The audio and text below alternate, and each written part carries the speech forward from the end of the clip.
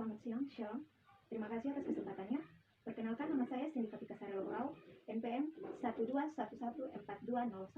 12114201200243, kelas D, Prodi Keperawatan Fakultas Kesehatan. Di sini saya akan membawakan materi mengenai metabolisme lemak di dalam tubuh dengan mata kuliah Konsep Keperawatan Dasar 1, dosen pengampu Ibu G.C. Syahaya, SKEP MSc. Sebelum kita masuk pada metabolisme lemak di dalam tubuh lebih dalam, yang pertama, kita perlu tahu pengertian dari metabolisme lemak di dalam tubuh. Jadi, pengertian dari metabolisme lemak di dalam tubuh adalah proses di mana asam lemak akan dicerna, kemudian dipecah-pecahkan untuk menghasilkan energi atau disimpan ke dalam tubuh sebagai cadangan energi. Ini adalah gambar dari metabolisme lemak di dalam tubuh, yaitu plasmid lipid transport. Metabolisme lemak di dalam tubuh. Yang pertama, di mulut, lemak mulai mengalami tahapan pencernaan sehingga terjadinya penyesuaian suhu tertentu pada saat lemak dikunyah di mulut. Kedua, pada lambung, lemak mengalami proses pencernaan dengan bantuan asam dan enzim sehingga menjadi bentuk yang lebih sederhana. Ketiga, selanjutnya lemak akan memasuki hati, empedu, sampai ke dalam usus kecil. Keempat, dari kantung empedu, lemak akan bergabung dengan bile yang merupakan bagian penting untuk diproses pencernaan pada usus kecil. Selanjutnya, hasil dari pemecahan tersebut akan diubah oleh enzim lipase pankreas menjadi asam lemak dan gliserol. Kelima atau yang terakhir, kelebihan lemak kemudian disimpan ke dalam tubuh dan sebagian akan bergabung dengan senyawa lain seperti fiber yang akan dikeluarkan melewati usus besar. Sekian dari hasil presentasi saya. Terima kasih. Selamat siang Ibu dan teman-teman. Saya akan menjelaskan materi saya tentang proses metabolisme lemak. Untuk langkah pertama dalam metabolisme lemak ialah konsumsi dan pencernaan trigliserida yang ditemukan baik dalam sebuah makanan nabati seperti buah zaitun, kacang-kacangan, dan alpukat, dan makanan hewani seperti daging, telur, dan produk susu. Lemak ini berjalan melalui saluran pencernaan ke usus di mana mereka tidak dapat diserap dalam bentuk trigliserida. Sebaliknya mereka dibagi melalui enzim yang disebut lipase menjadi asam lemak dan yang paling sering mengolsirida yang merupakan asam lemak rantai tunggal yang melekat pada gliserol. Trigliserida yang bercabang kemudian dapat diserap melalui usus dan disusun kembali menjadi bentuk aslinya sebelum diangkut oleh kilomikron. Dari sistem getah bening, trigliserida masuk ke dalam aliran darah, di mana proses metabolisme lipid atau lemak diselesaikan dalam satu dari 3 cara. Trigliserida dikirim ke sel-sel otot, dapat dioksidasi dalam mitokondria sel-sel untuk energi, sedangkan yang dikirim ke sel-sel lemak akan disimpan sampai mereka dibutuhkan untuk energi di lain waktu. Hal ini menyebabkan peningkatan ukuran sel-sel lemak terlihat pada seseorang sebagai peningkatan. Kenalkan, nama saya Indrani Maria Putra Somar dari Universitas Kristen Indonesia Maluku, Fakultas Kesehatan Prodi Keperawatan. Hari ini saya akan menjelaskan tentang jenis-jenis lemak. Berdasarkan komposisi kimianya, lemak terbagi atas 3, yaitu yang pertama lemak sederhana, tersusun oleh trigliserida, yang terdiri dari 1 gliserol dan 3 asam lemak. Contoh asam lemak sederhana adalah lilin. Yang kedua adalah lemak campuran.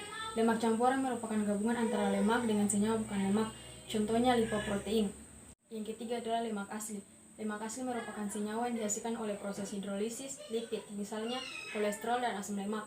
Yang kedua, berdasarkan kejenuhannya, asam lemak terbagi menjadi 2, yaitu asam lemak jenuh. Asam lemak jenuh bersifat non-esensial karena dapat disintesis oleh tubuh dan pada umumnya berwujud padat pada suhu kamar. Asam lemak jenuh berasal dari lemak hewani, misalnya mentega. Yang kedua adalah asam lemak tidak jenuh.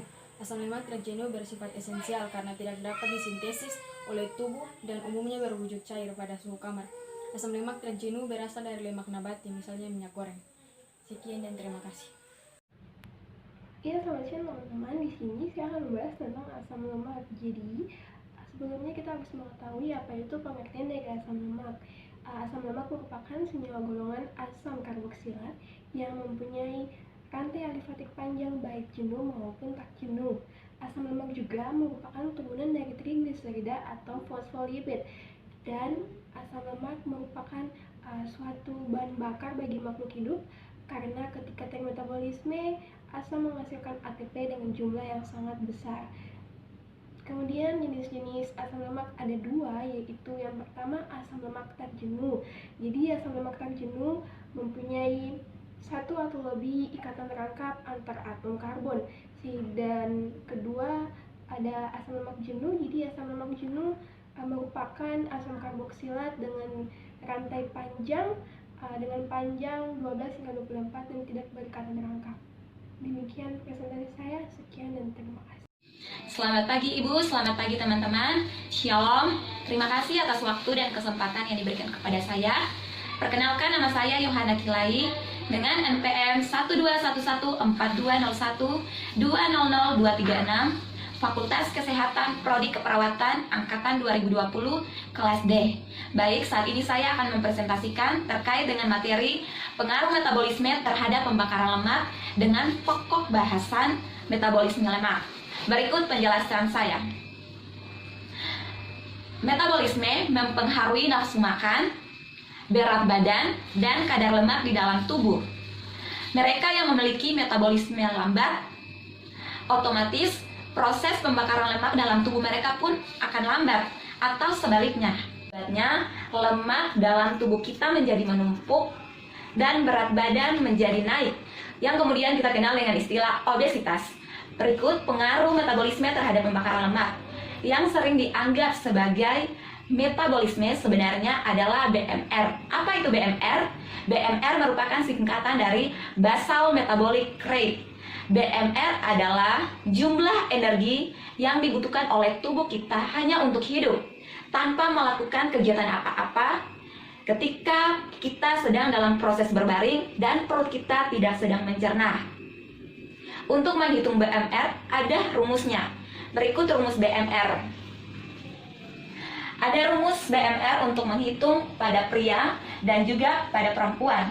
Rumus BMR untuk pria yaitu 66 ditambah 13,7 dikali dengan berat badan ditambah 5 kali tinggi badan dikurangi 6,8 kali umur. Kemudian BMR untuk perempuan dihitung menggunakan rumus 655 ditambah 9,6 dikali berat badan ditambah 1,8 dikali dengan tinggi badan, kemudian dikurangi dengan 4,7 dikali dengan umur perempuan. Akan tetapi, jika kita melakukan kegiatan lain selain berbaring, maka kita dapat menghitungnya dengan hasil BMR sesuai rumus tadi dikali dengan angka-angka sesuai dengan kegiatan yang akan kita lakukan. Untuk lebih memahaminya, saya akan berikan sebuah contoh dengan saya sendiri sebagai sampelnya. Berikut contohnya. Yohan adalah seorang perempuan dengan memiliki berat badan 45 kg dengan tinggi 152 cm dengan berumur 19 tahun. Kemudian jenis kegiatan yang dia lakukan yaitu moderate. Moderate untuk perempuan nilainya sama dengan 1,64. Yang pertama-tama yang harus kita lakukan yaitu menghitung BMR atau basal metabolic rate. BMR sama dengan 655 tambah 432 tambah 273,6 dikurangi dengan 89,3 sama dengan 1271,3 yang kemudian saya bulatkan menjadi 1272. Kemudian untuk menghitung kebutuhan energinya kita menggunakan rumus yang sebagai berikut. Kebutuhan energi sama dengan BMR yang merupakan hasil perhitungan tadi dikali dengan aktivitas yang dilakukan oleh Yohan. Jadi hasil BMR-nya sama dengan 1272 dikali dengan aktivitasnya yaitu moderate dengan nilai 1,64 dikali sama dengan 2085 kalori. Setelah kita bisa menghitung jumlah kebutuhan kalori yang kita perlukan, maka kita jadi tahu bahwa tubuh kita memerlukan berapa banyak kalori untuk bertahan hidup dan melakukan aktivitas sehari-hari. Solusi untuk menurunkan berat badan adalah dengan mengurangi jumlah kalori sebesar 500 kalori per hari. Ada beberapa cara yang dapat kita lakukan, yaitu diantaranya makan dengan jumlah yang sama, ditambah berolahraga untuk proses pembakaran lemak sebesar 500 kalori atau dengan mengurangi makanan sebesar 500 kalori. Adapun kita juga dapat melakukan cara yang lain, yaitu dengan mengkombinasi dua cara di atas, yaitu diet makanan sebesar 300 kalori dan berolahraga untuk membakar sebesar 300 kalori. Jadi kesimpulannya, jumlah kebutuhan energi Yohan dalam sehari adalah 2085 kalori. Akan tetapi, misalkan makanan yang masuk terlalu sedikit sehingga hanya menghasilkan 1000 kalori saja. Padahal, diet yang sebenarnya yaitu hanya mengurangi 500 kalori per hari. Maka rumusnya menjadi 2085 yang merupakan hasil perhitungan jumlah kebutuhan energi Yohan sehari dikali dengan 500 yang merupakan jumlah dari diet sebenarnya dalam sehari, yaitu 500 kalori, maka hasilnya sama dengan 1585 kalori. Dan kebutuhan energinya sama dengan 1585, sedangkan jumlah makanan yang masuk sebesar 1000 kalori, maka defisitnya sama dengan 1585 kalori dikurangi dengan 1000 kalori sama dengan 585 kalori. Defisit ini sangat berbahaya. Setelah defisit ini terjadi, tubuh akan berusaha untuk mengembalikan defisit ini, dan akhirnya defisit ini yang disebut dengan efek yoyo diet. Setelah berat badan turun drastis, tidak lama kemudian berat badan akan naik kembali secara drastis. Sekian presentasi saya, terima kasih dan shalom.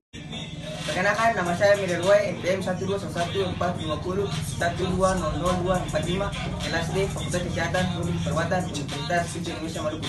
Gangguan metabolisme lemak.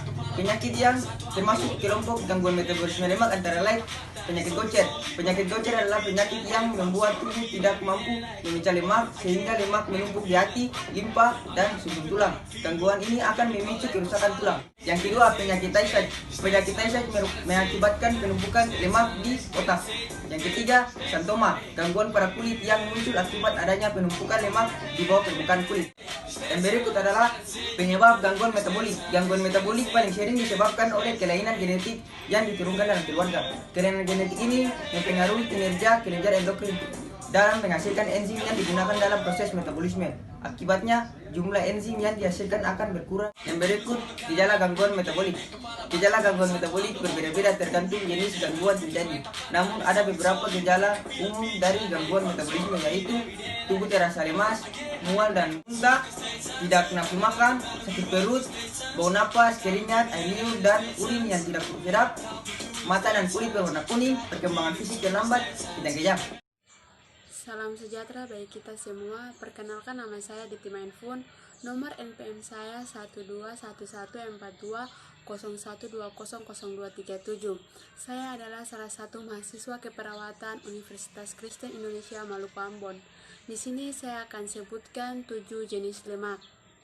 Jadi teman-teman, tak semua lemak itu buruk.